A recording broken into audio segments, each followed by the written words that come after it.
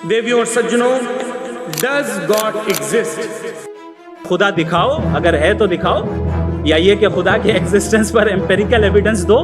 जावेद अख्तर से खुदा पर डिबेट करने वाले मुफ्ती शमाइल नदवी की चर्चा हर जगह हो रही है। मुझे लगता है कि अल-गज़ाली रहीमुल्लाह से और थॉमस एक्विनस से ज़्यादा हमारी जनरेशन को अगर कंटिजेंसी आर्गुमेंट के बारे में किसी ने बोला तो आप ही हैं। तो एक तो मैं कॉन्टीजेंसी वर्ड ठीक से समझता हूँ, और इस वक्त भी जो आपने अंग्रेज़ी के अल्फाज इस्तेमाल किए वो ज़रा थोड़े से मुझे डिफ़िकल्ट और कॉम्प्लिकेटेड लगे। अगर आप देखिए डिबेट का अब एक मोमेंट है जहाँ पे वो कहते हैं आपको, आप उनको पूछते हैं कि तो क्या मेजॉरिटी डिसाइड करेगी कि सही क्या है, वो कहते हैं नहीं, प्लैनेट की मेजॉरिटी गॉड के एग्जिस्टेंस को सही मानती है, आप क्यों नहीं मानते? जब आपने ये कहा तो आपको लगा कि यार क्योंकि हमारी इस लैंग्वेज में कहते हैं गॉटचा मोमेंट, आपको लगा कि ये तो गॉटचा मोमेंट है। मुझे पूरा लगा कि ये चलना है, ये वायरल जाएगा। वायरल जाएगा।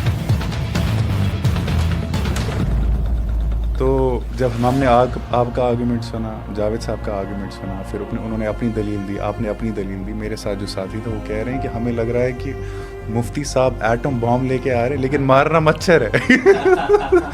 ऐसा क्यों है कि जब मेरे जैसा इंसान एक डिस्कनेक्ट पाता है जब वो अपने दीनी स्कॉलर से उनकी बात को समझने की कोशिश करता है, हमें लगता है कि, या मैं कहूँगा जिनको मैं जानता हूँ, जिनकी बातें मैं सुनता हूँ, हमें लगता है कि हमारे मसाइल कुछ और हैं, और जब हमें उनकी आंसर पूछने जाते हैं तो हमें कुछ ऐसा दिया जाता है जो बहुत जो मेरी डेली लाइफ में उसको मैं इम्प्लीमेंट कैसे करूँ इसका मुझे कोई अंदाज़ा नहीं है। मैं ये समझता हूँ कि सबसे अहम चीज़ ये होती है कि लोगों के सामने आपका वर्ल्ड व्यू आ जाता है।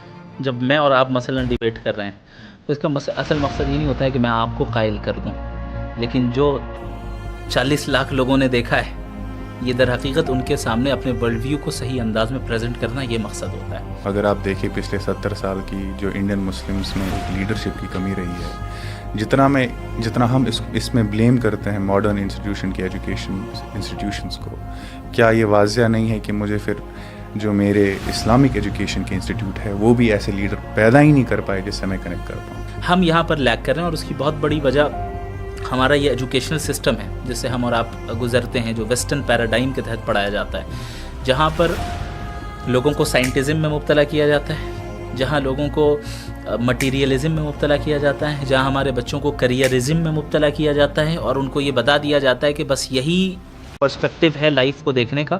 आपके पास अपने एजुकेशनल इंस्टीट्यूशंस होने चाहिए, आपके पास अपने स्कूल्स होने चाहिए, आपके पास अपने कॉलेज और यूनिवर्सिटीज़ होनी चाहिए, जहाँ पर आप मॉडर्न एजुकेशन को वेस्टर्न पैराडाइम के तहत नहीं बल्कि इस्लामिक पैराडाइम के तहत पढ़ाएंगे। तो फेमिनिस्टिक वर्ल्ड व्यू ये है कि जो सारे रिलीजियस है ये जेंडर बायस है, क्योंकि जो इनकी इंटरप्रिटेशन है, ये होली बुक क्या क्या रही थी, ये मर्द लिख रहे थे, अगर औरतें लिख रही होती तो औरतों के ज़्यादा हुकूक होते। तो इसको आप कैसे देखते हो? मुझे क्यों पढ़ना है फ़िक़्ह, मुझे क्यों फॉलो करना है सनद को, मैं क्यों न जाऊं और होली टेक्स्ट को खुद पढ़ूं? ये बहुत ही बचकाना सी वो चीज़ है, यानी ये बहुत ही जो सुपरफिशियल नॉलेज रखता है इस्लाम का, मैं समझता हूँ कि उसके जहन में ये चीज़ आती है। मैं इस्लाम को रिलीजन कहने का कायल नहीं हूँ। रिलीजन जो है कॉलोनाइजर्स के अल्फाज हैं। ये तो ट्रेलर का पिक्चर अभी बाकी है। This podcast is brought to you by Human Online, serving humans, humanity and global peace. पिछले 2 दिन से आपसे मुझे पता है कौन से सवाल हुए होंगे। मुझे लगता है कि अल-गज़ाली रहीमुल्लाह से और थॉमस एक्विनस से ज़्यादा हमारी जनरेशन को अगर कंटिजेंसी आर्गुमेंट के बारे में किसी ने बोला है तो आप ही हैं। अल्हम्दुलिल्लाह। के बाद आप ही का मशहूर हुआ है जिसने इतनी ज़्यादा लोगों को बोला है कुछ है कंटिजेंसी। लेकिन उससे पहले मैं कुछ और जानना चाहता हूँ कि जब आप डिबेट से पहले 15 मिनट थे और आप अकेले बैठे थे और आपको पता था कि आपको एक ऐसे इंसान के साथ स्टेज शेयर करना है जिसको एक्सपीरियंस है, जो लैंग्वेज का मास्टर है। ऑब्वियसली एक इंसान ने, हम देख रहे हैं जावेद अख्तर साहब को बहुत वक्त से वो स्टेज पे होते हैं, लोगों से बात करते हैं मे बी, और आपको पता था कि इतनी ज़्यादा ऑडियंस इस डिबेट को देखेगी। So like how were you feeling before the debate? थोड़ा बहुत तो नर्वस था इस एतबार से कि फ़र्स्ट एक्सपीरियंस था मेरा इस तरह का, और दूसरी चीज़ ये कि एक बहुत बड़ी रिस्पॉन्सिबिलिटी मेरे ऊपर थी, जिस चीज़ ने मेरे ऊपर काफ़ी प्रेशर डाला था कि जब मुझे ख़बर आ रही थी कि भाई फ़लाँ जगह पे इतने मुसलमान रोज़े रख रहे हैं आपके लिए और वो दुआ कर रहे हैं और ये है, इतनी तवक्कुआत जब मैंने देखी تو مجھے محسوس ہوا کہ شاید میرے کمزور کندھوں پر بہت بھاری جو ہے ذمہ داری آ گئی ہے، چونکہ یہ ایک پوری ملت کو ریپریزنٹ کرنے کی بات تھی نا، تو اس ناحیے سے تھوڑا سا وہ تھا. باقی البتہ کانٹینٹ جو اسلام کا ہے وہ اتنا مضبوط ہے کہ ہم جانتے ہیں کہ اس کو بریک نہیں کیا جا سکتا، اور تقریباً جو باتیں جاوید اختر صاحب نے کی ڈیبیٹ میں، یعنی کوئی ایسی چیز نہیں تھی جو کہ کوئی نئی چیز آئی ہو. ہم نے یہی ایکسپیکٹ کیا تھا کہ یعنی یہ ساری چیزیں آئیں گی، مثلا God of gaps, problem of evil, Gaza, اور اس کے علاوہ جو ہے ڈائناسور، فیتھ اینڈ بلیف، اور پھر اس طرح کی جتنی چیزیں آئیں. تو وی ور کوائٹ شیور دیٹ یہی کوشچنز وہ پوچھنے والے ہیں بہت حد تک، لیکن کہیں نہ کہیں تک کہ ہو سکتا ہے کہ بھئی کوئی نئی چیز لائیں. سو وی ور پریپیئرڈ فار دیٹ والحمد للہ علی ذلک. لیکن جیسے ہی میں اسٹیج پہ گیا تو وہ جو ایک وہ چیز تھی میرے اندر 15 منٹ پہلے، یہ ذمہ داری بہت یعنی میرے اوپر بھاری بن رہی تھی، اور تھوڑا سا جو وہ نروسنس تھا وہ الحمدللہ اللہ کے فضل سے وہ ختم ہو گیا. اور اسی طرح ہوتا ہے کہ حق غالب آتا ہے الحمدللہ. ماشاء اللہ. اگر آپ دیکھیں ڈیبیٹ کا اب ایک مومنٹ ہے جہاں پہ وہ کہتے ہیں آپ کو، آپ ان کو پوچھتے ہیں کہ تو کیا میجورٹی ڈیسائیڈ کرے گی کہ صحیح کیا ہے، وہ کہتے ہیں نہیں، پلانٹ میں جو پہلے تو انہوں نے کہا سوسائٹی کی میجورٹی کرتے ہیں. جی. تو پھر آپ، کیونکہ یہ جو مومنٹ ہے یہ انسٹاگرام پہ ہر جگہ وائرل ہے، اچھا، ایٹ لیسٹ سب کانٹیننٹ کے حد تک تو پورا وائرل ہے. جب آپ نے یہ کہا تو آپ کو لگا کہ یار، کیونکہ ہماری اس لینگویج میں کہتے ہیں گاچا مومنٹ، آپ کو لگا کہ یہ تو گاچا مومنٹ ہے؟ مجھے پورا لگا کہ یہ چلنا ہے، یہ وائرل جائے گا. اور وہ اچھا میرے ذہن میں یہ دراصل کوشچن جو سیکوینس تھا نا، یہ ٹریپ ہوتا ہے کہ سامنے والے کو آپ کو اس کے ورلڈ ویو کو ایکسپوز کیسے کرنا ہے. جو میں نے سب سے پہلے کوشچن پوچھا ان سے کہ آپ یہ مانتے ہیں کہ میجورٹی ڈیسائیڈ کرے گی کہ کیا صحیح غلط ہے. مجھے معلوم تھا ان کا نیکسٹ آنسر کیا ہوگا، اور سیکنڈ کوشچن کیا ہوگا یہ بھی میرے ذہن میں تھا. پھر سیکنڈ کوشچن کا آنسر یہ کیا دینے والے ہیں یہ بھی میرے ذہن میں تھا. اور اس سیکنڈ کوشچن کے آنسر کے بعد جو میرا لائن ہوگا کہ آپ گاڈ کو کیوں نہیں ایکسیپٹ کرتے ہیں، میجورٹی مانتی ہے، یہ بھی میرے ذہن میں اسی وقت تھا. تو وہ الحمدللہ ویسے ہی ہوا. میرے ساتھ بہت سارے ساتھ، میں تو جانتا نہیں تھا، بہت سارے ساتھی تھے. تو جب آپ نے اپنا آرگیومنٹ، کیونکہ میں بھی اسی ڈیبیٹ ہال میں پریزنٹ تھا، انگلش میں ایک الفاظ ہے اوور کل کا. تو جب ہم نے آپ کا آرگیومنٹ سنا، جاوید صاحب کا آرگیومنٹ سنا، پھر انہوں نے اپنی دلیل دی، آپ نے اپنی دلیل دی. میرے ساتھ جو ساتھی تھا وہ کہہ رہے ہیں کہ ہمیں لگ رہا ہے کہ مفتی صاحب ایٹم بام لے کے آ رہے ہیں لیکن مارنا مچھر ہے. نہیں، پریپریشن تو میں نے الحمدللہ سیریسلی کی تھی، اور اس طرح کی تھی کہ میں تیار تھا کہ ریچرڈ ڈاکنز آ جائیں سامنے. الحمدللہ. چونکہ ہمیشہ ہر چیز میں تیاری ایسی ہونی چاہیے کہ جو آپ اپنے حد تک پوری کوشش کر لیں، چونکہ آپ نہیں جانتے ہیں کہ سامنے والا کیا بات لائے کیا نہیں لائے، تو آپ کی تیاری 100% ہونی چاہیے اپنی طرف سے. تو الحمدللہ میں نے کبھی بھی جو ہے اس طرح اس چیز کو لائٹلی نہیں لیا، جبکہ یہ جو سارے آرگیومنٹس ایسے تھے ان کے جو آدمی کچھ نہ بھی پڑھے پھر بھی شاید بات کر لے. لیکن الحمدللہ میں نے تیاری کی، اپنے اساتذہ سے یہی سیکھا کہ یہ ایک ذمہ داری ہے، اس کو اچھے طریقے سے کرنا ہے انشاءاللہ العزیز. تو الحمدللہ. چلے، نہیں ہمیں بھی بہت خوشی ہوئی، اور کیونکہ میں تو تقریباً ڈیبیٹ سے پہلے 1 گھنٹہ آ گیا تھا. جب میں نے ایون میں ایکسپیکٹ نہیں کر رہا تھا، اتنی زیادہ ایکسپیکٹیشن ہے، تو میں نے کہا یار میں تھوڑا کچھ یہ تو نہیں لے گیا کہ کتنے ہی لوگ دیکھیں گے. لیکن اب اگر ہم ڈیبیٹ کی حد تک دیکھیں، اگر آپ دیکھیں کہ ایٹ لیسٹ جس کو ہم اپنی لوکل لینگویج میں ماڈرنٹی کہتے ہیں، ماڈرنٹی میں ایک ڈیبیٹ کلچر بڑا زبردست ٹرینڈ میں آیا ہے کہ ہمارے ملک کے لیے بالخصوص. جی. تو لیکن as an intellectual, as a scholar, آپ کو لگتا ہے کہ جو ایونچولی ڈیبیٹ کے آبجیکٹیوز ہوتے ہیں، اس سے اچیو کیا ہوتا ہے ایونچولی؟ میں یہ سمجھتا ہوں کہ سب سے اہم چیز یہ ہوتی ہے کہ لوگوں کے سامنے آپ کا ورلڈ ویو آ جاتا ہے. جب میں اور آپ مثلا ڈیبیٹ کر رہے ہیں تو اس کا اصل مقصد یہ نہیں ہوتا ہے کہ میں آپ کو قائل کر دوں، لیکن جو 40 لاکھ لوگوں نے دیکھا ہے، یہ در حقیقت ان کے سامنے اپنے ورلڈ ویو کو صحیح انداز میں پریزنٹ کرنا، یہ مقصد ہوتا ہے. اور یہ چیز وہ بھی جانتے تھے جاوید اختر صاحب کہ گفتگو ہماری ہوگی، پھر عوام کو چھوڑ دیں، وہ جس چیز کو ڈیسائیڈ کرنا چاہیں کریں، وہ سوچیں کہ کیا صحیح ہو رہا ہے کیا نہیں ہو رہا ہے. اور یہ بات آپ نے صحیح کہی کہ ہم لوگوں نے یہ جو کل کی ڈیبیٹ ہوئی ہے، کل ہی ہوئی نا، 2 دن پہلے ہوئی. جی. اس سے ایک ٹرینڈ سیٹ ہوا ہے کہ ہمارے ملک میں بھی ہم اکیڈمک ڈبیٹ کر سکتے ہیں.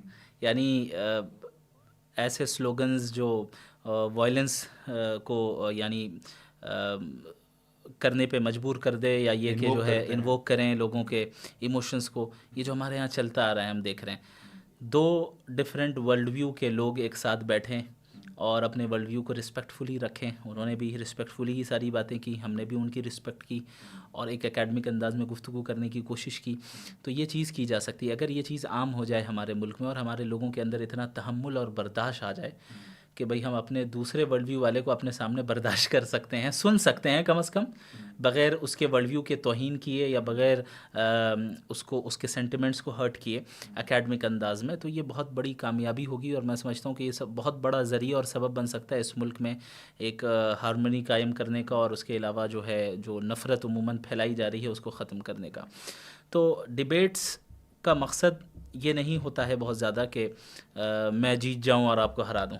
بنیادی مقصد یہ ہوتا ہے کہ آپ ٹروتھ کو واضح کر دیں, اور آپ نے ایک مرتبہ ٹروتھ کو واضح کر دیا اور جنہیں وہ ٹروتھ سمجھ میں آ گیا انہوں نے ایکسیپٹ کر لیا, مقصد پورا ہو گیا. اور حضرت ابراہیم نے بھی ڈیبیٹ کی ہے, حضرت موسیٰ نے بھی ڈیبیٹ کی ہے, تو مقصد یہی تھا. لیکن اگر آپ ایونچولی دیکھیں, جب ہم یہ ورلڈ ویو کی بات کرتے ہیں, یہ جو مسئلہ یہ God exist, does God exist کا جو سوال ہے پورا کا پورا, بیسیکلی اگر ہم اس کو ایک سفسٹیکیٹڈ لیول پہ دیکھیں تو بیسیکلی کیا ہو رہا ہے کہ جب آپ یہ مانیں کہ آپ گاڈ میں بلیو کرتے ہیں اور میں نعوذ باللہ یہ مانوں کہ میں گاڈ میں بلیو نہیں کرتا, تو جو میرا پورا یعنی کہ دنیا کو دیکھنے کا نظریہ ہے جس کو ورلڈ ویو کہتے ہیں, یہ بالکل ڈفرینٹ ہو جاتا ہے. بالکل بدل جاتا ہے. اس کا مطلب ایونچولی بات ہے ہی نہیں کہ آپ مانتے ہیں, یعنی بات ہے کہ اس سے کون سے ایتھکس جنریٹ ہو رہے ہیں, آپ ان کن ایتھکس کو فالو کر رہے ہیں. تو لیکن جو بڑا مسئلہ ہے بیسیکلی ایونچولی, میں تو سب کانٹیننٹ کی تحت ہوں گا, like I'm not just limited to India. تو when it comes to an ethical view, جو ایک جس آئیڈینٹی کو ہم فالو کرتے ہیں وہ ایتھکس ہمیں کیسے سکھاتا ہے, where do you think we stand there as Muslims کی جو ایتھیکل ورلڈ ویو ہمارا تھا, are we able to follow that eventually? دیکھیں 2 چیزیں ہیں. جو ایتھیکل ورلڈ ویو ہمارا ہے وہ اتنا اسٹرانگ ہے جسے اس کو ہلایا نہیں جا سکتا, اور ظاہر ہے وہ ایک آبجیکٹو ٹروتھ ہے, اس کے علاوہ کوئی ٹروتھ نہیں ہے. اب یہ ایک الگ بات ہے کہ ہم اور آپ اسے کتنا فالو کر رہے ہیں اور کتنا نہیں کر رہے ہیں. یعنی پھر یہ مسئلہ آتا ہے کہ یہاں پرابلم ہمارے اندر ہے, ریلیجن یا اس ورلڈ ویو کے اندر نہیں ہے. اس میں کوئی شک نہیں کہ بہت سی جگہوں پہ ہم لیک کر رہے ہیں, اور بہت سی جگہوں پہ اخلاقی اعتبار سے اور مورلی اور ایتھیکلی ہم جو ہے رسول اللہ صلی اللہ علیہ وسلم کے نقش قدم پر شاید نہیں چل پا رہے ہیں. اور میں سمجھتا ہوں کہ اس درجے تک پہنچ گئے ہیں کہ ہم عمدن آپ صلی اللہ علیہ وسلم کے طریقوں کو چھوڑ رہے ہیں. یہ بہت خطرے کی بات ہے, چونکہ اللہ کی جو نصرت اور اللہ کی مدد اور اللہ کی تائید کا جن مسلمانوں کے ساتھ وعدہ ہے, یہ وہ مسلمان ہیں جو اللہ اور اس کے رسول کی اطاعت کرتے ہیں. ہمارے ہاں ایک چیز یہ چل پڑی ہے کہ مسلمانوں کے جو سوشل ایشوز ہیں اس پر بڑے زور و شور سے لگے ہوئے ہیں, اور اچھی چیز ہے, میں نہیں کہہ رہا کہ نہیں لگنا چاہیے, لیکن اللہ اور اس کے رسول کی اطاعت پر ہم اسے ترجیح دیتے ہیں.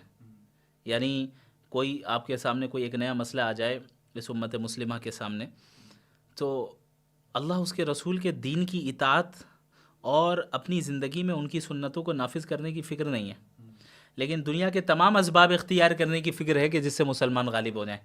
اب آپ بتائیے, اللہ نے یہ وعدہ کیا ہے مسلمان اس وقت غالب ہوں گے جب سچے پکے مومن ہوں گے. یعنی ہم نے اپنے ایمان کو اور اپنے ورلڈ ویو کو, اپنے دین کو پرائیورٹی نہیں دی ہے.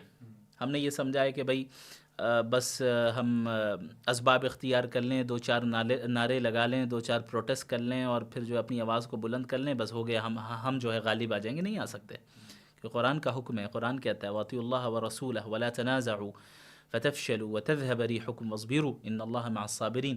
2 بنیادی بلکہ 3 بنیادی چیزیں ہیں. سب سے پہلی چیز اللہ اس کے رسول کی اطاعت تمہارے اندر ہونی چاہیے. دوسری چیز لا تنازعوا, آپس میں لڑائی نہ کرنا, جھگڑنا نہیں, مطلب اتحاد لاؤ. وَاصْبِرُوا, اور صبر کرنا. یہ 3 چیزیں جب تمہارے اندر جمع ہو جائیں گی بحیثیت امت مسلمہ, یعنی اجتماعی اور کلیکٹیو لیول پر, جب آپ اپنے اندر اتحاد, اللہ اور اس کے رسول کی اطاعت اور صبر, یہ تینوں چیزیں لے آئیں گے, تو اللہ نے فرمایا ان اللہ مع الصابرین, اب اللہ تمہارے ساتھ ہوگا.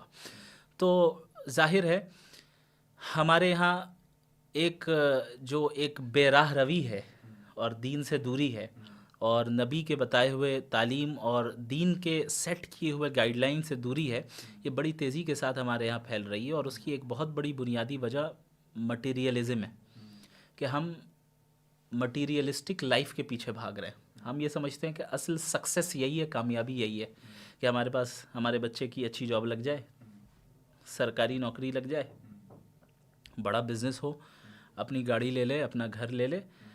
اب جب یہ آپ نے اپنا سٹینڈرڈ بنا لیا نا کامیابی کا، تو آپ کی پوری زندگی ایسے ہی جائے گی اسی کو حاصل کرنے میں۔ اب آپ دیکھ لیں ہمارے یہاں ایسا نہیں ہوتا کہ اپنے بچے کو دینی تعلیم دینے کی فکر نہیں ہے، لیکن اسکول میں کسی دن ناغہ ہو جائے، دیکھیں کبھی نہیں ہو سکتا۔ فجر میں نہیں اٹھائیں گے، فجر کی نماز میں نہیں اٹھائیں گے، نیند کچی ہے، لیکن اسکول اگر 6 بجے ہے تو 5:30 بجے ضرور اٹھائیں گے۔ یہ دراصل ہے کہ اس سے پتہ چلتا ہے کہ آپ پرائیورٹی کس چیز کو دے رہے ہیں اور کس چیز کو نہیں دے رہے ہیں۔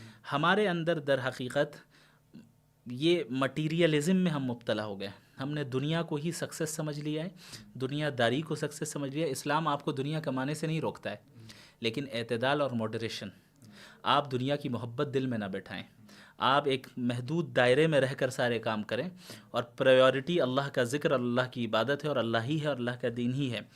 ہم یہاں پر لیک کر رہے ہیں، اور اس کی بہت بڑی وجہ ہمارا یہ ایجوکیشنل سسٹم ہے جس سے ہم اور آپ گزرتے ہیں، جو ویسٹرن پیراڈائم کے تحت پڑھایا جاتا ہے، جہاں پر لوگوں کو سائنٹزم میں مبتلا کیا جاتا ہے، جہاں لوگوں کو مٹیریلزم میں مبتلا کیا جاتا ہے، جہاں ہمارے بچوں کو کریئرزم میں مبتلا کیا جاتا ہے، اور ان کو یہ بتا دیا جاتا ہے کہ بس یہی پرسپیکٹیو ہے لائف کو دیکھنے کا، آپ کو بس اپنا کریئر بنانا ہے، آپ کو زیادہ سے زیادہ پیسے کمانے ہیں، آپ سمجھیں کہ بس یہی جو ایک راستہ ہے یہی ٹروتھ ہے، باقی مذہب آپ کا پرائیویٹ میٹر ہے، پرسنل میٹر ہے، چاہیں تو کریں چاہے تو نہ کریں، ڈزنٹ میٹر۔ یہ جو ذہن سازی ہوتی ہے، اس کا یہ نتیجہ نکلتا ہے کہ ایک انسان صحیح معنی میں اس ایتھیکل ورلڈ ویو کو جو ہمارے دین نے پیش کیا ہے اس کو فالو نہیں کر پاتا ہے، اور یہ ایک بہت بڑی پرابلم ہے۔ یعنی یہ ایک ایسی پرابلم ہے جسے آپ کسی ایک بیان کے ذریعے حل نہیں کر سکتے ہیں، اس پہ لانگ ٹرم کام چاہیے۔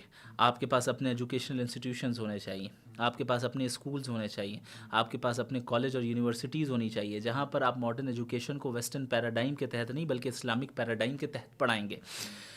تو یہ ایک بہت بڑا کام ہے جس پہ کام شروع ہو گیا ہے، لوگ کر رہے ہیں، اللہ کے فضل سے اسے بڑے پیمانے پہ لے جانا ہے، اور اس کے علاوہ لوگوں کو حقیقت بتانا کہ اس دنیا کی حقیقت کیا ہے اور اللہ کی معرفت حاصل کرنا کیوں ضروری ہے۔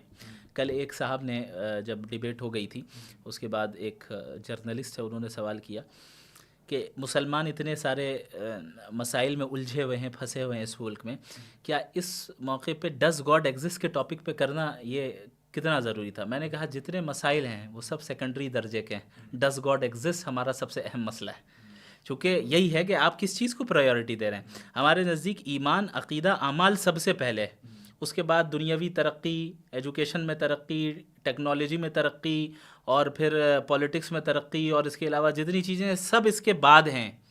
جب آپ ایمان، عقیدے اور اعمال کو نیچے کر رکھ دیں گے اور دنیاوی ترقیات کو اوپر رکھ دیں گے، اب آپ کا جو اپروچ ہوگا وہ بدل جائے گا، آپ کی فکر بدلے گی، آپ کا عقیدہ بدلے گا، آپ کے اعمال بدلیں گے۔ ہم اور آپ اس دنیا میں آئے ہیں ایک مقصد کے تحت، وہ مقصد ہے اللہ کو راضی کرنا، اللہ کی عبادت کرنا۔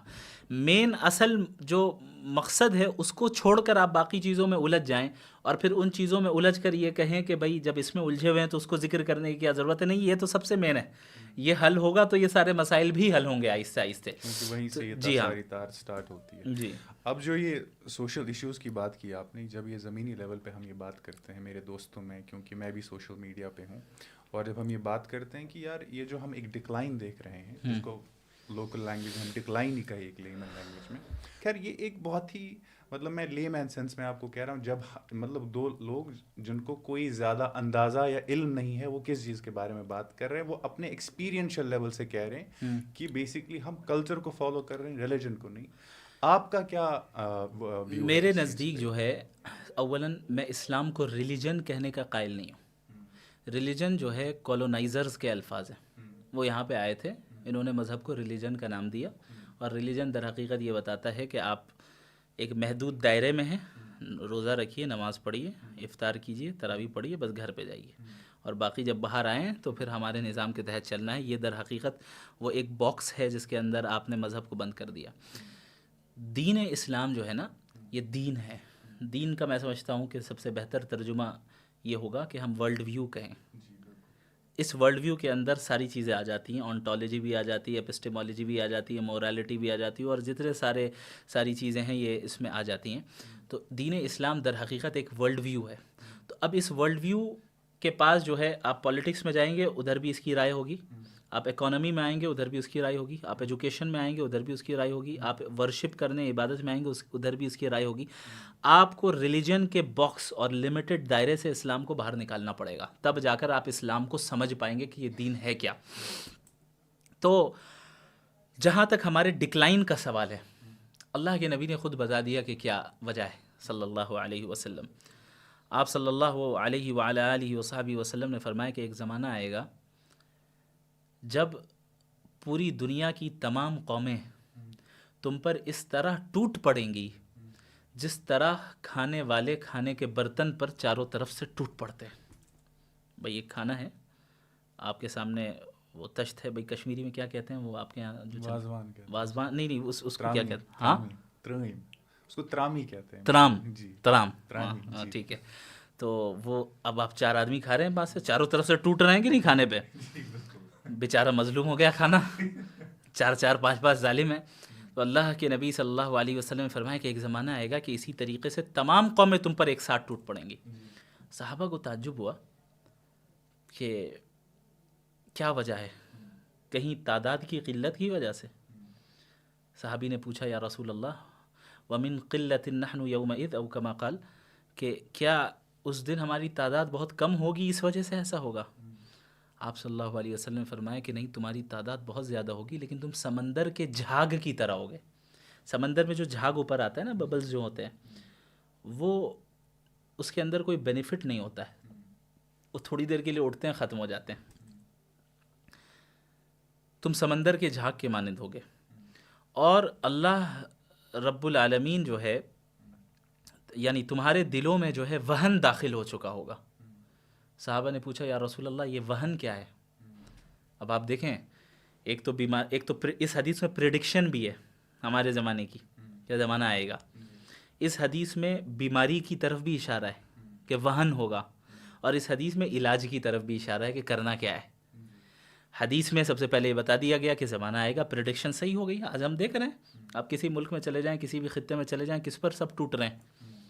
مسلمانوں پر ٹوٹ رہے ہیں, یعنی مسلمانوں پر حملہ کر رہے ہیں, مسلمانوں کو ہی جو ہے ذلت کا سامنا کرنا پڑ رہا ہے. آپ یوروپ میں چلے جائیں, اب تو مڈل ایسٹ کا بھی کی حالت ایسے ہی ہے. آپ فلسطین میں چلے جائیں اور آپ دیکھ لیں کہ عراق کا کیا حال ہوا, اور اس کے علاوہ ہمارے ملک میں کیا ہوتا آ رہا ہے, اور اس کے علاوہ چائنا میں کیا ہو رہا ہے, برما میں کیا ہوا. پوری دنیا میں تمام اقوام ہمارے اوپر ٹوٹ پڑی ہیں اور ہم پر حملہ کر رہی ہیں.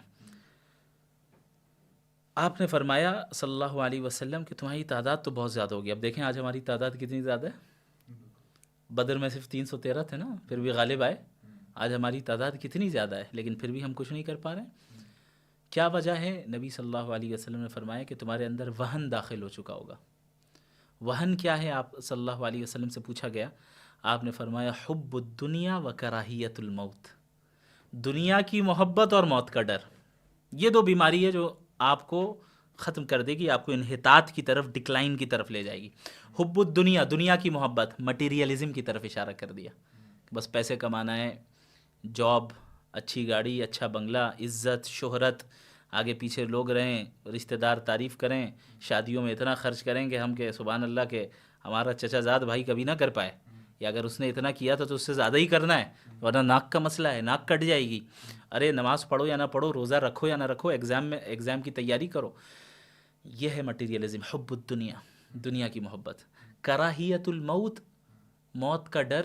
یعنی اب آپ جب دنیا کی محبت آپ کے اندر آ گئی نا, اب آپ اللہ کے دین کے لیے کوئی قربانی دینے کے لیے تیار نہیں ہوں گے. آپ اپنے کمفرٹ زون سے کبھی باہر نہیں نکل سکتے, اور اللہ کی نصرت کمفرٹ زون سے باہر نکلنے پر آتی ہے.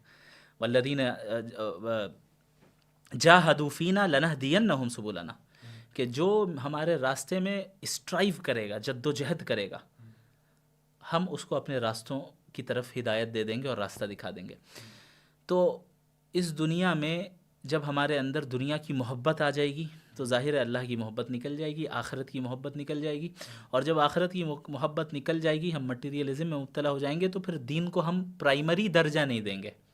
دین کو ہم ایک سائیڈ جاب کی طرح سمجھیں گے کہ جب چاہا تب جمعہ پڑھ لو, جب چاہا تب تراویح پڑھ لو, اب جب چاہا جیسا کر لو, مسلمان ہیں ہم. یہ بنیادی وجوہات ہیں جن کی وجہ سے امت آج انحطاط میں جا رہی ہیں, اور یہ وہ وجوہات ہیں, وہ ریزن ہیں جسے خود نبی نے فرمایا صلی اللہ علیہ وسلم. ہمیں اس طرف توجہ دینا ہے کہ ہمارے اندر دنیا کی محبت کیوں ہے, اور وہ دنیا کی محبت اللہ کی محبت پر غالب کیوں ہے. وہ کون سی چیزیں ہیں جو ہمیں اللہ کی محبت سے دور کر رہی ہیں, وہ کون سی چیزیں ہیں جو ہمیں اللہ کے دین میں مجاہدہ کرنے اور اللہ کے دین کے لیے اسٹرائیو کرنے اور اللہ کے دین کے لیے کوشش کرنے اور اللہ کے دین کے لیے قربانی دینے سے روک رہی ہے. ان دو چیزوں کو اگر ہم نے سمجھ لیا تو اس حدیث کے مطابق ہم دوبارہ اپنے عروج کی طرف اور ترقی کی طرف جا سکتے ہیں. تو میں سمجھتا ہوں کہ پورا جو اگر آپ اوور آل اس کا اگر ایک خلاصہ بیان کریں تو وہ یہی ہے جو اس حدیث میں بڑی خوبصورتی کے ساتھ آپ نے فرما دیا کہ ہماری ڈکلائن کا سبب وہن ہے, ہمارے دلوں میں وہن داخل ہو چکا ہے. جو آپ نے بیان کیا, جو میں اس سے سمجھا بیسکلی کہ اگر آپ کرکس دیکھیں بہت سارے ایشوز کا, از دا رائز آف مٹیریلزم. اور اگر ہم اور ڈیپ میں جائیں, بیسکلی مٹیریلزم کا مطلب یہ ہے کہ اب جو آپ کی آئیڈیا کا سکسیس ہے, اب سب کچھ اسی کے تابع ہوگا, وہ ہمیشہ مٹیریل ہے. میں مجھ سے جو ہے ایک یہاں پہ میں کہوں گا, کئی لوگوں نے اکثر سوال کیا اور کرتے ہیں کہ بھائی آپ کے سکسیس کا راز کیا ہے, مفتی صاحب آپ کے سکسیس کا راز کیا ہے. میں کہتا ہوں میں ابھی سکسیسفل نہیں ہوا. آپ اگر یہ سوال کر رہے ہیں کہ آپ کے سکسیس کا راز کیا ہے, اس کا مطلب یہ ہے کہ آپ یہ تسلیم کر رہے ہیں, یہ مان رہے ہیں کہ آپ سکسیسفل آدمی ہیں. How do you define success? کیسے ڈیفائن کرتے ہیں آپ؟ کیا شہرت کا مل جانا سکسیس ہے؟ کیا مال کا آ جانا سکسیس ہے؟ کیا ڈگریوں کا حاصل کر لینا سکسیس ہے؟ کیا جاب کو حاصل کر لینا, اچھی جاب اور اچھی تجارت بنا لینا سکسیس ہے؟ نہیں, یہ تو ہمارا ورلڈ ویو ہے نہیں, یہ تو ایتھیسٹک اور مٹیریلسٹک ورلڈ ویو ہے, جہاں پہ سکسیس کا مطلب یہ ہوا کہ آپ نے اپنی لائف سیٹ کر لی, گھر لے لیا, بنگلہ بنا لیا, گاڑی لے لی اور آپ نے شہرت حاصل کر لی. اسلامک ورلڈ ویو میں سکسیس کیا ہے؟ قرآن کہتا ہے فمن زحزح عن النار وادخل الجنت فقد فاز. جو جہنم سے بچا لیا گیا اور جنت میں داخل کر لیا گیا وہ سکسیسفل ہے. ابھی تو میں جنت گیا نہیں, تو میں کیسے یہ دعویٰ کر دوں کہ میں سکسیسفل ہو گیا؟ یہ ہمارا ورلڈ ویو ہے. جب تک آپ سکسیس کو اپنے ورلڈ ویو کے اعتبار سے نہیں جانیں گے اور نہیں ڈیفائن کریں گے, آپ کی زندگی نہیں بدل سکتی. آپ کا معیار اور آپ کے نزدیک سکسیس اگر دنیا کو حاصل کرنا ہے تو پوری زندگی میں آپ دنیاوی کاموں کو ہی پرائیورٹی دیں گے, دین کو پرائیورٹی نہیں دیں گے. آپ نے اگر اپنی کامیابی اور سکسیس کا معیار جنت کو قرار دے دیا تو پھر آپ کی پوری زندگی ویسے ہی کام کرے گی اور آپ ویسے ہی کام کریں گے اس زندگی میں, جس سے یہ ظاہر ہوگا کہ آپ جنت کو اور آخرت کو پرائیورٹی دیتے ہیں. جی بالکل. اگر ہم فلسفے میں بھی دیکھیں گے, ایک فلاسفر ہوتے ہیں جن کا نام ہوتا ہے آرم ہارے. وہ کہتے ہیں کہ آپ کے سامنے جو ڈیٹا اور فیکٹس ہوتے ہیں وہ بیسڈ آن کہ آپ کس پیراڈائم میں بلیو کرتے ہیں اس حساب سے اس ڈیٹا کو انٹرپریٹ کریں گے. یعنی کہ فار ایگزامپل اگر میں یہ مانتا ہوں کہ میڈیکل سائنس ہمیشہ جھوٹ بولتی ہے, یہ میرا ایک پیراڈائم ہے, میرا ایک بلک ہے, میرے سوچنے کی لینسز ہے.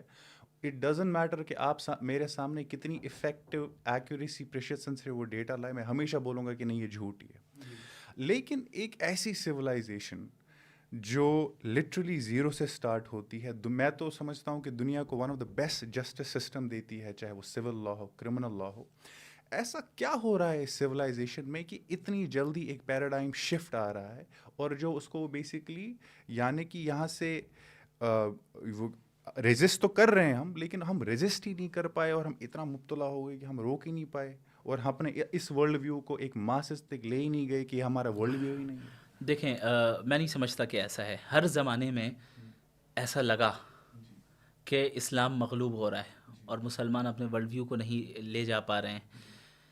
آپ کو جب آپ اسلامی تاریخ پڑھیں گے تو آپ کو تتاریوں کا واقعہ ملے گا, جہاں پہ تتاریوں نے مسلمانوں کی سلطنتوں کو ختم کیا اور ایسا محسوس ہو رہا تھا کہ اب اسلام ختم ہو جائے گا.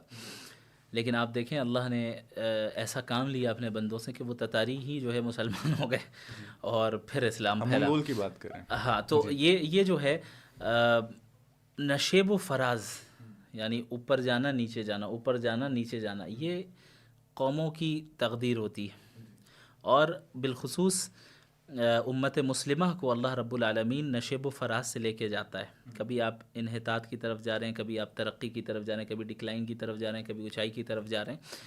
یہ بھی در حقیقت نظام تربیت ہے اللہ کا.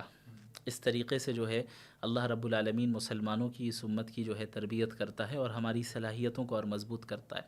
اس میں کوئی شک نہیں کہ موجودہ زمانے میں جو مغربی تہذیب کا جو وہ ایک غلبہ ہے ہر میدان میں، اور ایک ورلڈ ویو کا جو شفٹ ہوا ہے، یہ بھی وقتی ہے.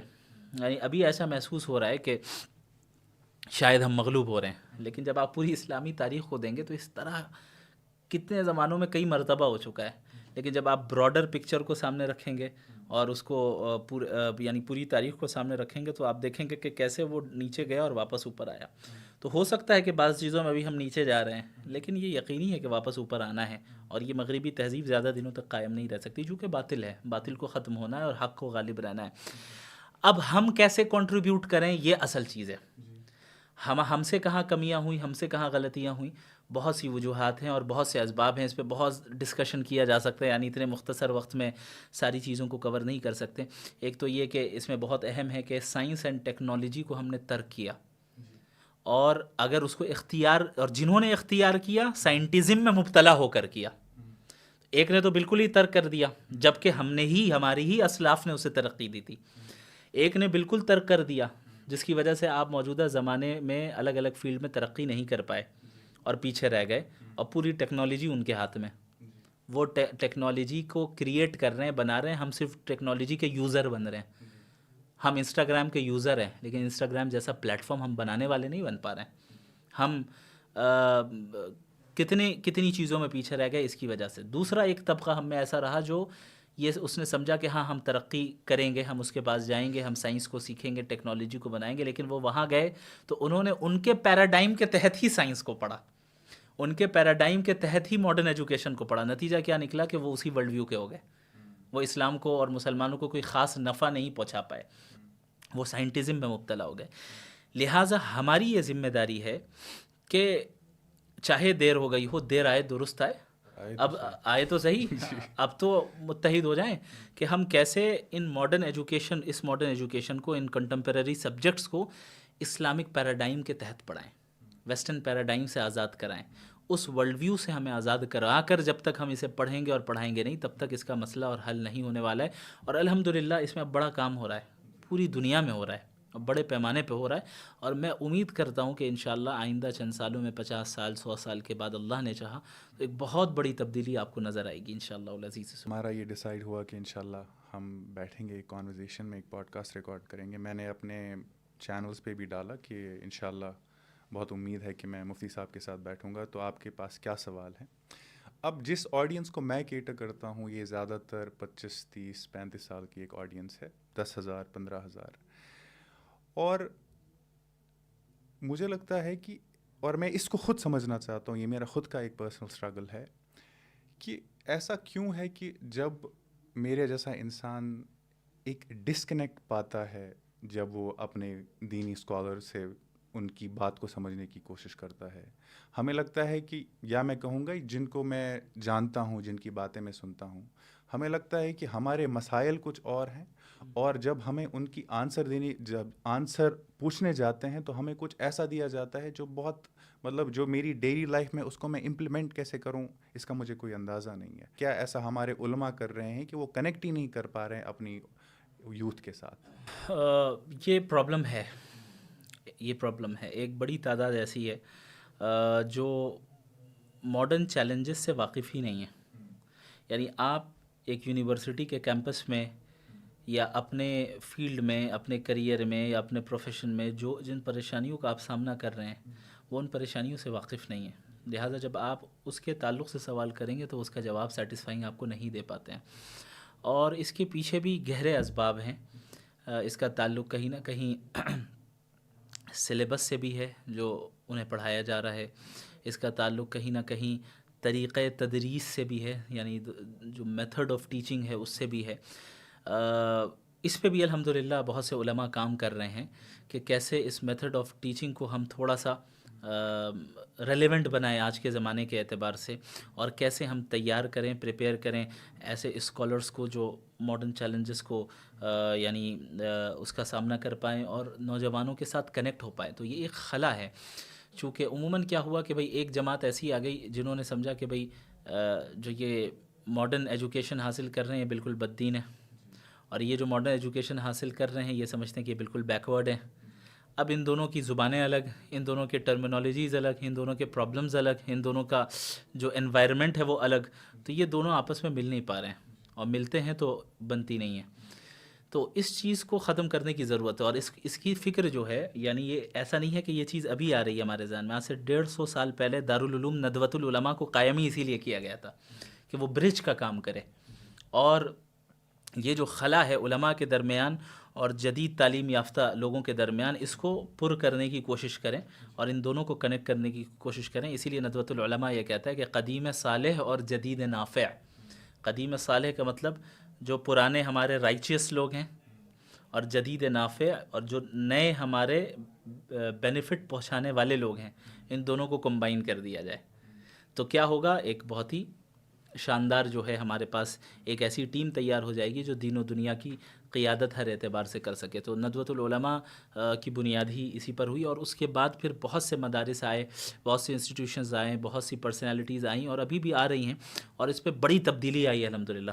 ابھی میں دارالعلوم دیوبند بھی گیا، ندوۃ العلماء کے اسٹوڈنٹ سے بھی میں ملتا ہوں، بات کرتا ہوں، تو سمجھ میں آتا ہے کہ اب جو نکل رہے ہیں وہ در حقیقت اس طرح تیار ہو رہے ہیں کہ وہ ماڈرن چیلنجز کا مقابلہ کر سکتے ہیں، اور جدید تعلیم یافتہ لوگوں سے، نوجوانوں کے ساتھ اپنے آپ کو کنیکٹ کر پا رہے ہیں، اور انشاءاللہ العزیز آئندہ 5 سے 10 سالوں میں آپ بہت سے ایسے لوگوں کو زیادہ دیکھیں گے جو اس طرح کی گفتگو کرتے ہوئے نظر آتے ہیں اور نوجوانوں کے ساتھ اپنے آپ کو کنیکٹ کر سکتے ہیں۔ تو دیکھیں ہر نظام میں کہیں نہ کہیں کمی ہوتی ہے، اب وہ کمی نظر آئی، اس کی اصلاح کرنی ہے، اور وہ اصلاح بھی گریجولی ہوتی ہے، ایسا نہیں ہوتا کہ ایک ہی بار میں سارا نظام صحیح ہو جائے۔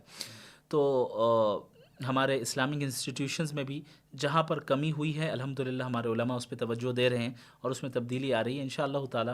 اللہ کی ذات سے امید ہے کہ بہت سے ایسے اسکالرز آ چکے ہیں اور ابھی اور آتے جائیں گے۔ بھائی میں بھی تو مدرسے کا ہی ہوں نا، میں کنیکٹ کر پا رہا ہوں کہ نہیں آپ کو؟ کروں نا بس، ٹھیک ہے۔ لیکن اگر میں اس کو اپنی ایک ریسرچ پہ لے جاؤں، اگر آپ دیکھیں پچھلے 70 سال کی جو انڈین مسلمس میں ایک لیڈرشپ کی کمی رہی ہے، جتنا ہم اس میں بلیم کرتے ہیں ماڈرن انسٹیٹیوشن کی ایجوکیشن انسٹیٹیوشنس کو، کیا یہ واضح نہیں ہے کہ مجھے پھر جو میرے اسلامک ایجوکیشن کے انسٹیٹیوٹ ہے وہ بھی ایسے لیڈر پیدا ہی نہیں کر پائے جس سے میں کنیکٹ کر پاؤں؟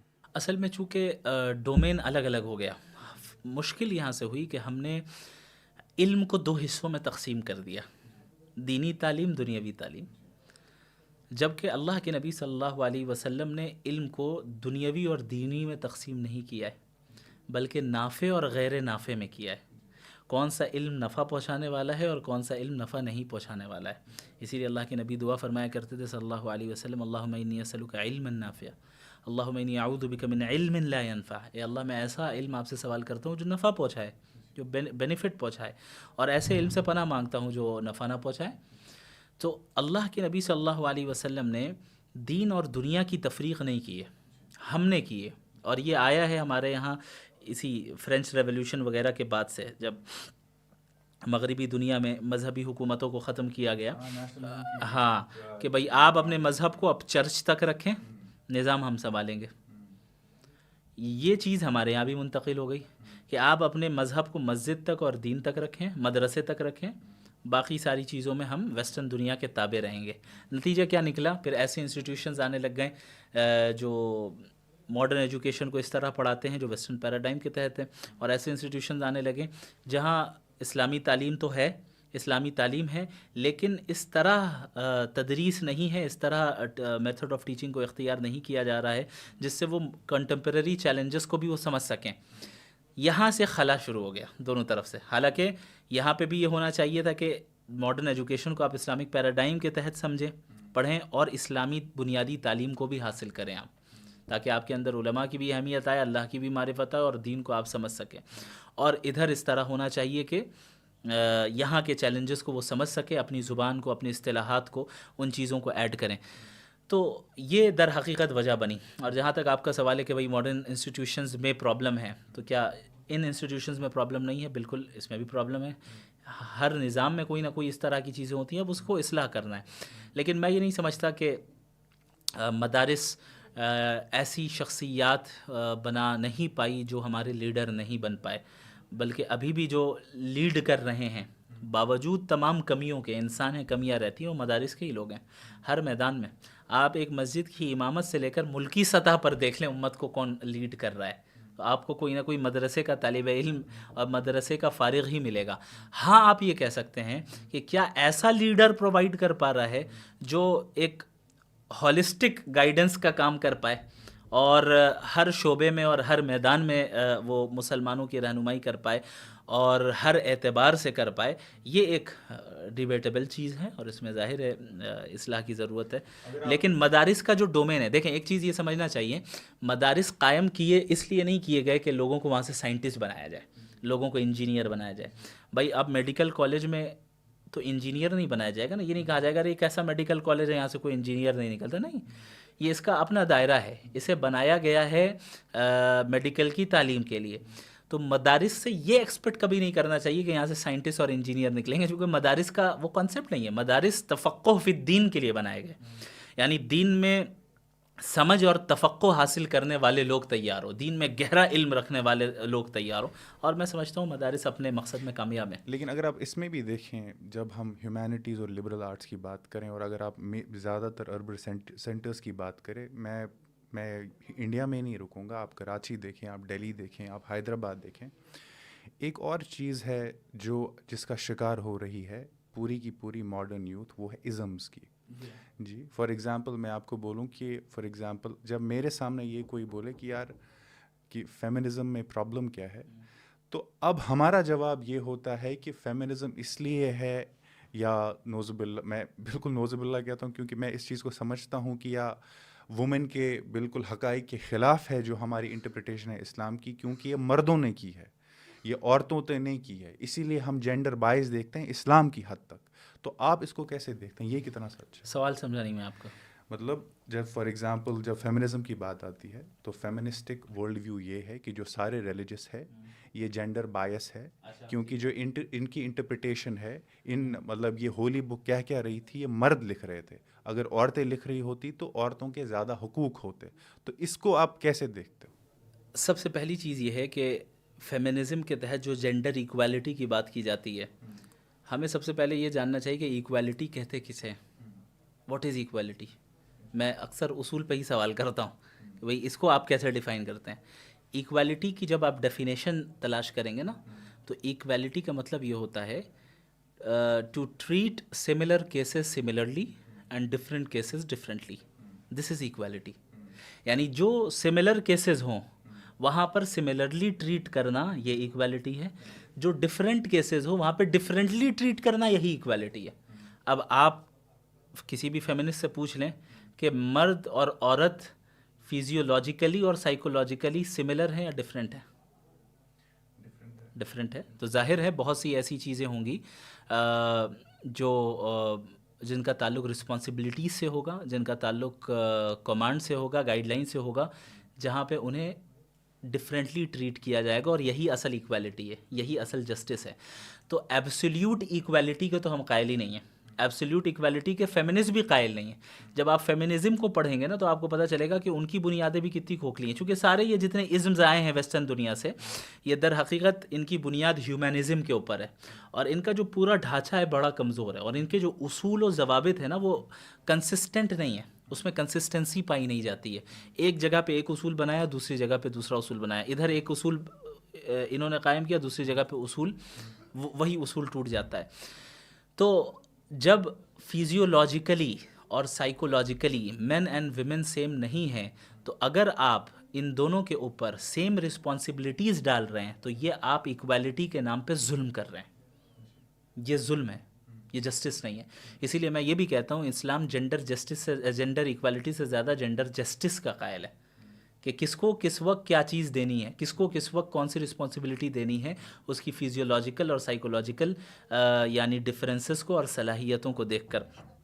باقی بہت سے مذاہب یقیناً ایسے ہیں اور گزرے ہیں جہاں پر عورتوں کو عورت ہونے کی وجہ سے وہاں پر ڈسکریمنیشن کا سامنا کرنا پڑا ہے. تو ظاہر ہے ہم تمام مذاہب کو تو گاڈ ریبیلڈ سمجھتے ہی نہیں ہیں. جو مین میڈ مذاہب ہیں اور بالخصوص جن کا کلچر سے بہت زیادہ گہرا تعلق ہوتا ہے تو اس میں خامیاں ہیں، غلطیاں ہیں، اور وہ غلطیاں نہیں ہونی چاہیے. لیکن جہاں تک دین اسلام کا تعلق ہے تو یہ دین فطرت ہے. اس میں جو بھی احکامات عورت کے تعلق سے آئے اور مرد کے تعلق سے آئے، ان کے ان دو ڈفرینسز کا لحاظ رکھ کر، فیزیولوجیکل اور سائیکولوجیکل، ان دو ڈفرینسز کا لحاظ رکھ کر جو چیز مرد کے لیے سوٹیبل ہے اس کو وہ کرنے کا حکم دیا گیا، جو چیز عورت کے لیے سوٹیبل ہے اس کو وہ کرنے کا حکم دیا گیا. اور یہ دراصل جسٹس پر مبنی ہے اور حقیقی ایکویلٹی یہی ہے، because the definition of equality is to treat similar things similarly and different cases differently. جب مذہب کی بات آتی ہے اور آج میں اپنی زندگی میں پرابلم دیکھتا ہوں، کیونکہ مجھے زیادہ سمجھ نہیں ہے پوری ٹریڈیشن اور سنت کی، میں یہ بولتا ہوں کہ مجھے کوئی فکس سے لینا دینا نہیں ہے، مجھے سنت سے کوئی لینا دینا ہے. میں دیکھوں گا کہ قرآن شریف کیا کہتا ہے، میں وہی فالو کروں گا. اب مجھے بولے ایز اے اسکالر آپ کو لگتا ہے اس سے ایک پرابلم ہے، اگر ہے تو کیوں ہے؟ مجھے کیوں پڑھنا ہے فقہ، مجھے کیوں فالو کرنا ہے سنت کو، میں کیوں نہ جاؤں اور ہولی ٹیکسٹ کو خود پڑھوں؟ دیکھیں، قرآنی جو آیتیں ہیں ان کو بنیادی طور پہ آپ دو حصوں میں تقسیم کر سکتے ہیں. ایک وہ ہے جن کا تعلق عام واضح و نصیحت سے ہے، جہاں پہ اللہ کا تقوی اختیار کرنے کا حکم ہے، جہاں پر آخرت کی توجہ دلائی گئی ہے، جہاں پر بتایا گیا کہ یہ اچھے اعمال ہیں، یہ برے اعمال ہیں، یہ مومنین کی صفات ہیں، یہ کفار کی صفات ہیں. یہ ایسی چیزیں آپ جائیں خود پڑھ لیں. لیکن دوسری قسم بھی ہے نا، جہاں جن آیتوں سے آپ مسائل نکالیں، جہاں سے آپ کو کمپلیکس جو فقہی مسائل ہیں وہ آپ کو ملتے ہیں، اس کو آپ بغیر اصول فقہ کو پڑھے اور صحابہ کے انٹرپریٹیشن کو پڑھے آپ جو ہے کر ہی نہیں سکتے، جان ہی نہیں سکتے. مثال کے طور پہ میں آپ کو ایک آیت بتاتا ہوں، وَلِلْمُطَلَّقَاتِ يَتَرَبَّصْنَ بِأَنفُسِهِنَّ ثَلَاثَةَ قُرُوء. جو مطلقہ ہیں جنہیں طلاق دے دی گئی، وہ ان کی جو ہے پھر عدت کی بات ہوتی ہے. بھئی طلاق ہوئی تو اب ایک عدت گزارنی ہے، تو 3 قروء عدت گزاریں گے. 3 قروء. اب آپ جب جائیں گے آپ قروء کی ٹرانسلیشن دیکھیں گے. اب وہ ٹرانسلیشن تو کسی عالم کی ہوگی، تو ظاہر ہے جو ان کے نزدیک قروء کا مطلب ہے آپ وہی پڑھ لیں. بہرحال آپ جا رہے ہیں کسی فقی اور عالم کی طرف، خود نہیں سمجھ رہے ہیں. اب آپ اگر ڈکشنری کھولیں قروء کو تو قروء میں کے 2 معنی ہوتے ہیں، طہارت بھی اور ناپاکی کے ایام، یعنی جسے حیض کہتے ہیں وہ بھی. تو بعض فقہاء نے قروء سے مراد یہاں پہ طہارت لی ہے اور بعض فقہاء نے جو ہے یہاں سے مراد حیض لی ہے. اب آپ بتائیں بغیر فقہاء کے اور فقہ کے کیسے آپ ڈیسائیڈ کر سکتے ہیں کہ یہاں پہ کیا مطلب ہے؟ آپ کو کسی ایک کو فالو کرنا پڑے گا. یہ ایک میں نے چھوٹی سی مثال دی ہے، اس طرح آپ کو بہت سی مثالیں ملیں گی جس سے آپ کو یہ پتہ چل جائے گا کہ آپ صرف قرآن کو ٹرانسلیشن کے ساتھ پڑھ لیں یا خود جو ہے عربی سے سیکھ لیں، آپ کو کسی عالم کی ضرورت نہ پڑے، کسی مفسر کی ضرورت نہ پڑے، کسی اسکول آف تھاٹ کی ضرورت نہ پڑے، کسی جو ہے اصول تفسیر، اصول حدیث اور اصول فقہ کی ضرورت نہ پڑے. یہ بہت ہی بچکانہ سی وہ چیز ہے، یعنی یہ بہت ہی جو سپرفیشیل نالج رکھتا ہے اسلام کا، میں سمجھتا ہوں کہ اس کے ذہن میں یہ چیز آتی ہے. کتنی آیتیں قرآن کریم کی ایسی ہیں کہ جس کے پس منظر کو آپ نہیں جانیں گے، اس کی شان نزول کو نہیں جانیں گے، تب تک آپ کو اس کی میننگ سمجھ میں نہیں آئے گی. قد سمع اللہ قول التی تجادلک فی زوجہا وتشتکی الی اللہ. اللہ نے اس عورت کی بات سن لی جو آپ سے بحث کر رہی تھی. کون عورت؟ کس کے بارے میں بات ہو رہی ہے؟ اس کے لیے آپ کو کسی عالمی کے پاس جانا ہوگا. آپ کہیں نہیں میں تفسیر پڑھوں گا. تفسیر کس نے لکھی ہے بھائی؟ عالمی نے نہ لکھی ہے. تو اچھا، اب اگر صرف کتاب کو پڑھ لینا کافی ہوتا تو نبی کو بھیجنے کی کیا ضرورت تھی؟ صرف قرآن آ جاتا. اللہ نے قرآن کے ساتھ نبی کو بھیجا. آپ یہ سمجھ لیں کہ ہم کتاب اللہ کو رجال اللہ سے حاصل کرتے ہیں. کتاب اللہ کو رجال اللہ سے حاصل کرتے ہیں. صحابہ نے سیکھ لیا نبی سے. اب تو چلیں قرآن محفوظ ہو گیا، قرآن ساری نازل ہو گئی، نبی کا انتقال ہو گیا، وفات ہو گئی. تابعین کہتے ہیں کہ بھائی اب تو قرآن موجود ہے، صحابہ کی کیا ضرورت ہے؟ وہ کیا سمجھائیں گے، ہم خود سمجھیں گے. لیکن کیا ایسا ہوا؟ کتاب اللہ کو رجال اللہ سے سیکھا جاتا ہے. تابعین آئے، اب تو حدیث بھی تیار سے مراد یہ کہ حدیث تو ہمیشہ سے محفوظ ہے، لیکن کمپائل کر دی گئی ایک جگہ پہ کتاب کی شکل میں. تو اب حدیث بھی ہے، قرآن بھی ہے، اب ان کی تابعین کی کیا ضرورت ہے؟ ایسا نہیں ہوا، وہ انہوں نے تابعین سے پڑھا. تو یہ سلسلہ عہد نبوی سے آج تک چل رہا ہے. اب پتہ نہیں 1400 سال کے بعد کس کے اوپر وحی نازل ہو رہی ہے کہ جو ہے وہ کہے کہ بھائی ان کی ضرورت ہی نہیں ہے ہمیں. یہ تو بہت ہی سپرفیشیل جو جس کا لیول ہو انٹلیکچول اور دین کے علم کے اعتبار سے، وہ اس طرح کی باتیں کر سکتا ہے.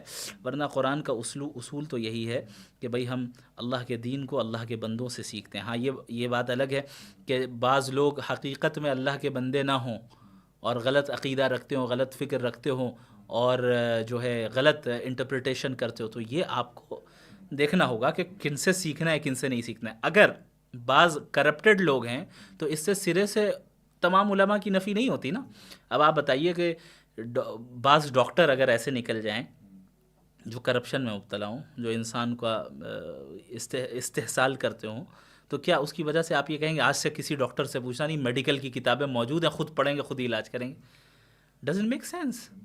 تو ہر فیلڈ میں اس طرح کے لوگ ہوتے ہیں، صحیح بھی ہوتے ہیں، غلط بھی ہوتے ہیں. ایکچولی ہر ایک نالج سسٹم میں آپ ایک ٹریڈیشن کو فالو ہی کرتے ہو، ادروائز تو وہ دھراشاہی ہو جائے گا.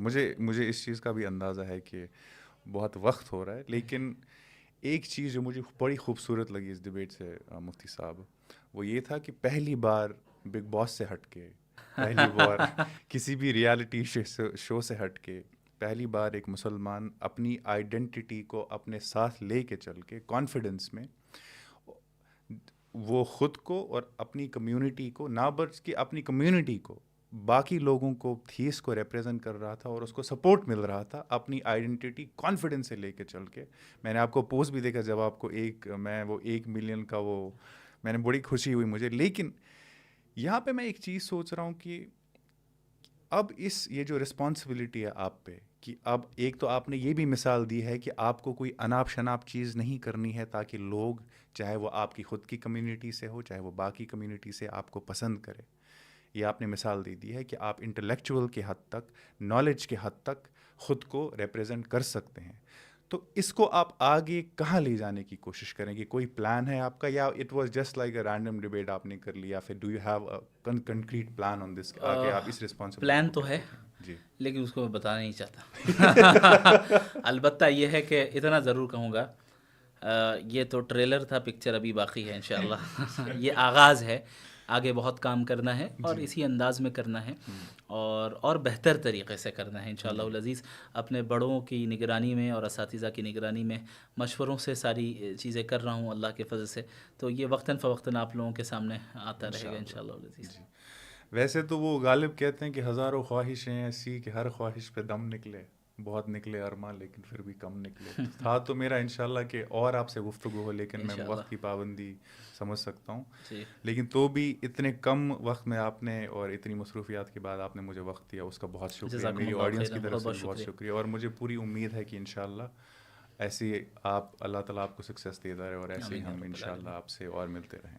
جزاکم اللہ خیر. السلام علیکم ورحمۃ اللہ وبرکاتہ.